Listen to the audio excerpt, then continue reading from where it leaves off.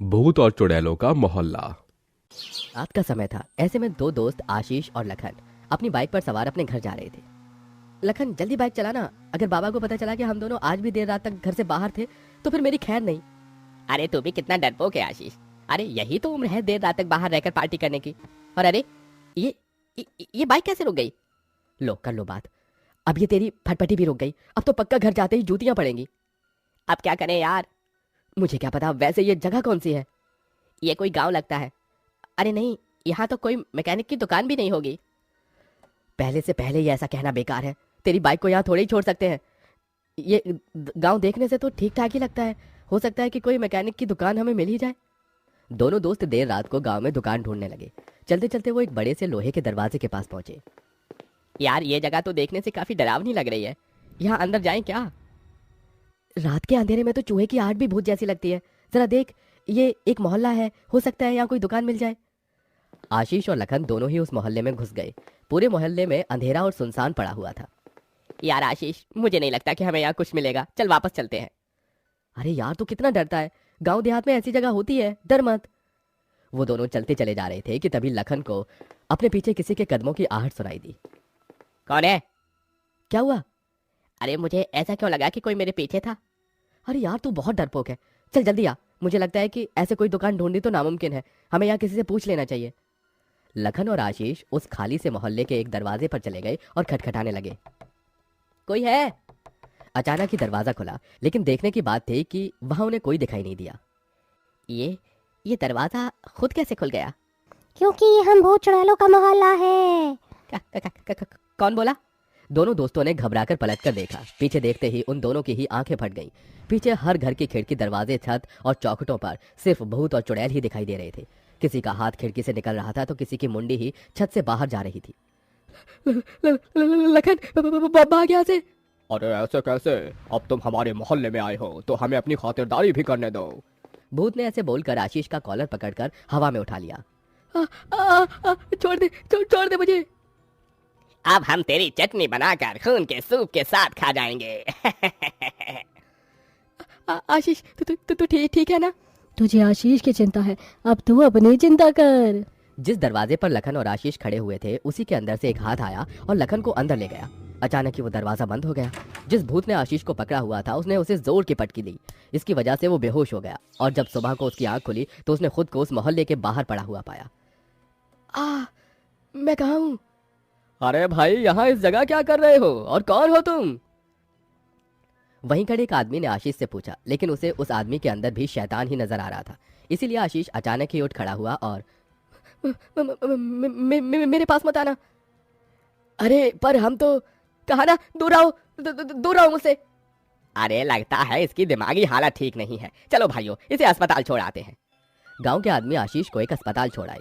उसे हर किसी में बस भूत चुड़ैल ही दिखाई दे रहे थे। रात की घटना ने उसके दिमाग पर गहरा असर डाला था। जो कोई भी उस भूतिया मोहल्ले में चला जाता था उसका यही हाल होता था। या तो वो मारा जाता या फिर अपना दिमागी संतुलन खो देता। ऐसे ही सब कुछ चल रहा था। कोई उस मोहल्ले के राज को नहीं जान पाया था, क्योंकि जो उसका राज जान लेता था वो किसी को कुछ भी बताने के लायक नहीं रहता था। एक दिन गांव का मुखिया अपनी पंचायत में बोला, हमारे गांव की इतनी बड़ी जमीन शाही मोहल्ले में घिरी हुई है। वहां किसी का बसेरा नहीं है, बस टूटे फूटे से मकान बने हुए हैं। मैं सोच रहा था कि क्यों ना उस जगह को अच्छा सा पार्क बनाने में काम में लिया जाए। अगर हम ऐसे ही तरक्की करते रहेंगे तो एक दिन हमारा ये गांव भी शहर की गिनती में ही आने लगेगा। अरे मुखिया जी, आपका सोचना सही है, लेकिन कहते हैं उस जगह भूत चुड़ैलों का बसेरा है। वो उन्हीं का मोहल्ला है, वहां ऐसा करना ठीक नहीं रहेगा। क्या उन भूत चुड़ैलों ने तुमसे बात की है या फिर किसी ने उन्हें देखा है? हाँ बोलो। अरे वो तो शायद। अगर कोई पक्का सबूत नहीं है तो आज से ही मजदूर जुटाकर वहां काम पर लगा दो। पर जितना कहा है उतना करो। गांव का मुखिया उन बातों में विश्वास नहीं रखता था। उसके कहे मुताबिक ही उसके आदमियों ने काम करवाया और 30 से 35 मजदूर जुटाकर उस मोहल्ले में काम पर लगा दिए। उन मजदूरों ने उस जगह पर तोड़ाई का काम करना शुरू कर दिया। एक मजदूर एक मकान की दीवार को तोड़ रहा था कि तभी, क्या कर रहा है? कौन बोला? उस मजदूर के ऐसे बोलते ही दीवार से 2 हाथ बाहर आए और उसकी गर्दन को पकड़कर उसका सिर तेजी से दीवार में मारने लगे। उन हाथों ने उस मजदूर को तब तक दीवार में मारा जब तक उसका दम न निकल गया और फिर उसे वहीं फेंक दिया। अरे ये वाली दीवार, अरे तुम्हें क्या हुआ है? अरे अपने साथी को मरा देख वो मजदूर बौखला गया, लेकिन इससे पहले वो किसी को बुला पाता वहां पर एक चुड़ैल आई। अच्छा, तो इतिहास को दोहराने तुम फिर आ गए, लेकिन याद रखना इस बार जीत हमारी ही होगी। ऐसे बोलकर उस चुड़ैल ने उस दूसरे मजदूर को भी मार डाला और वो वहां से गायब हो गई। ऐसे ही जगह जगह उस मोहल्ले में मजदूर मर रहे थे। जो सबसे बड़ा इंजीनियर था अपनी टीम को इकट्ठा होने के लिए वो बुलाने लगा। अरे सभी कहाँ रह गए, अभी तक आए क्यों नहीं? अरे ये कैसी आवाज थी? उसे अपने पीछे घुंघरू जैसी आवाज सुनाई दी, लेकिन जब उसने पीछे देखा तो उसे कोई दिखाई नहीं दिया। शायद मेरे कान बज रहे हैं। ऐसे बोलकर इंजीनियर ने अपने फोन का कैमरा खोला। वो उस जगह के काम की वजह से तस्वीर लेना चाहता था, लेकिन उस कैमरे में कुछ और ही दिखाई दिया।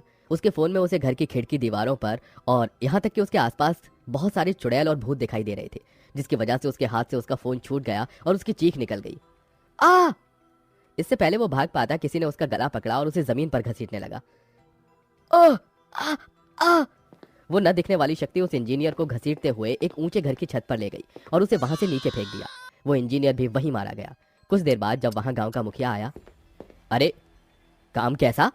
अरे सारे मजदूर कहाँ गए? राजीव सभी को ढूंढने लगा। चलते चलते ही उसे अपने सिर पर कुछ गीला गीला महसूस हुआ और जब उसने ऊपर देखा तो एक घर की खिड़की पर एक मजदूर टंगा हुआ था, जिसके खून की बूंदें नीचे गिर रही थी। राजीव ये सब देखकर घबरा गया। ये क्या है? सभी मजदूर? राजीव ने सामने देखा तो पूरी सड़क पर खून की पिचकारियां थी। कहीं हाथ पड़े हुए थे तो कहीं मजदूरों की मुंडियां। राजीव ये सब देखकर डर गया और जैसे ही उसने भागने की कोशिश की कि अचानक ही दरवाजा बंद हो गया। किसने किया ये? दरवाजा खोलो, दरवाजा खोलो। ये तो यहाँ आने से पहले सोचना चाहिए था ना। तू ही है ना वो जो इनसे ये सब काम करवा रहा था? बोल। चुड़ैल? अच्छा, तो तू है जो आज फिर काले अतीत को दोहराना चाहता है। अरे कौन सा अतीत? मैं कुछ नहीं जानता, मुझे माफ कर दो, मुझे जाने दो। एक बार जो यहाँ आ जाए फिर वो बचकर कहीं नहीं जाता। चुड़ैल ने राजीव को ऐसे बोलकर हवा में उठा दिया। अरे अरे अरे मुझे छोड़ दो, मैं सच में नहीं जानता था कि यहाँ तुम लोग रहते हो। तुम्हारा क्या अतीत है मुझे कुछ पता नहीं है, मुझे जाने दो। वादा करता हूँ कि किसी को दोबारा तुम्हें परेशान नहीं करने दूंगा। अरे परेशान तो हमें तूने किया है, उसकी सजा तुझे मिलेगी। तेरे अंदर हमें उसी की परछाई दिखाई देती है जिसने हमसे हमारे घर छीन लिए थे। हमें इतना मजबूर कर दिया कि हम लोग जहर खाकर मरने पर मजबूर हो गए। लेकिन देखो किस्मत, जिन लोगों ने ये किया वो अपनी मंजिल न पा सके, लेकिन हम अब तुमसे अपना बदला लेंगे। भूतों चुड़ैलों ने मिलकर राजीव को भी मार दिया। उसकी आंखें फटी हुई थी और उसी के खून से भूतों चुड़ैलों ने उसके कपड़ों पर भूतों चुड़ैलों का मोहल्ला लिखा और उसे अपने दरवाजे के बाहर टांग दिया। गांव वालों ने जब अपने मुखिया की ऐसी हालत देखी तो उन्हें उस जगह का अंदाजा हो गया। गांव वालों ने उस जगह की एक तांत्रिक से घेराबंदी करवाई और उस जगह को हमेशा के लिए बंद कर दिया। अब वहां कोई भी आता जाता नहीं था, लेकिन अगर कोई गलती से वहां पहुंच जाता तो